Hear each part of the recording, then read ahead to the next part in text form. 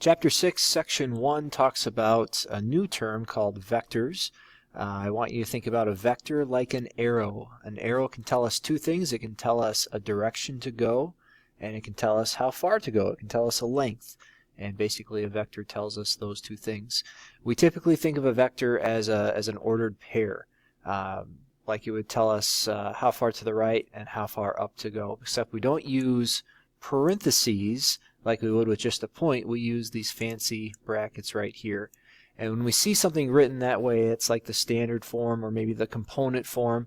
And that means start at 0, 0 and draw an arrow to wherever A, comma, B is. So typically the arrow that you see right here would be the typical way that we draw a vector or think of a vector. We start at 0, 0, and if it was written as 3, 4, you would go to that point and it would tell us basically a direction and how far to go.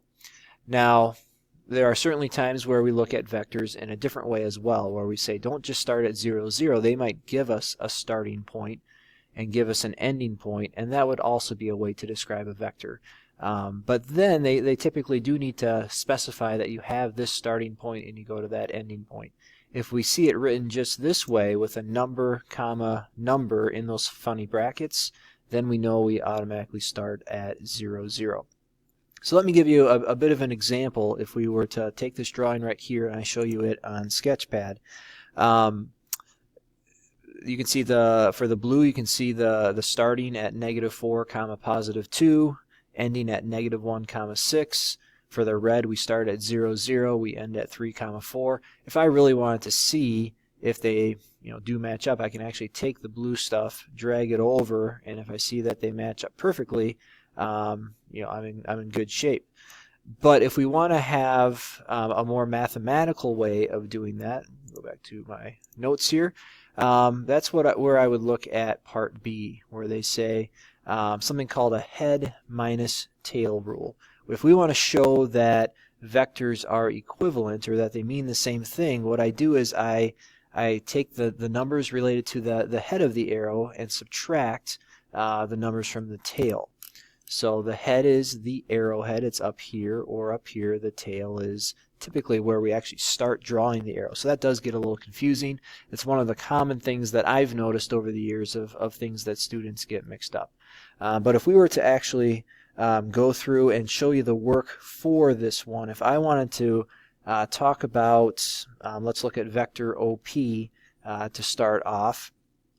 So how would I apply the head minus tail rule for vector OP?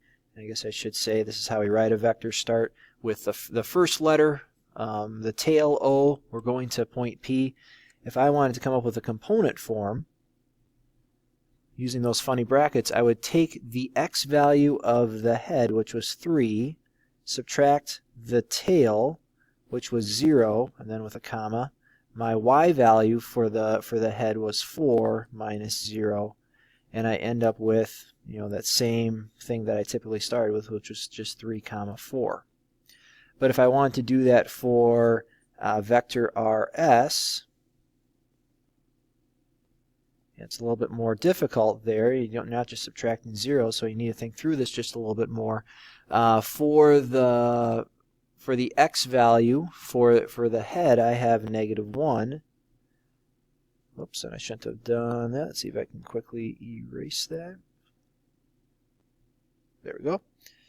I'm going to subtract from -1. I would subtract the x value of the tail, which is a -4. And then I would have a 6 minus a 2.